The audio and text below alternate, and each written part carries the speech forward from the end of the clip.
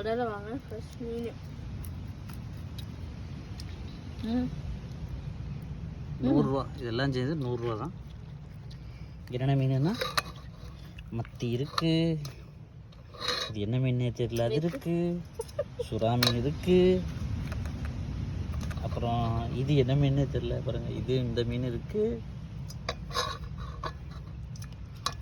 அப்புறம் வேற ஏதோ ஒரு மீன் இருந்துச்சா, இந்த மீன். இது வந்து மத்தி கிடையாது கண்டிப்பாக, இது வேற ஏதோ மீன். இந்த மீன் இருக்கு, கலந்து அடிச்சிட்டாங்க. இந்த மீன் வந்து ஃப்ரை பண்ணுறது கழுவி வச்சுருக்கோம். தக்காளி சாப்பாட்டுக்கு சாப்பாடு ஊற வச்சுருக்கேன்.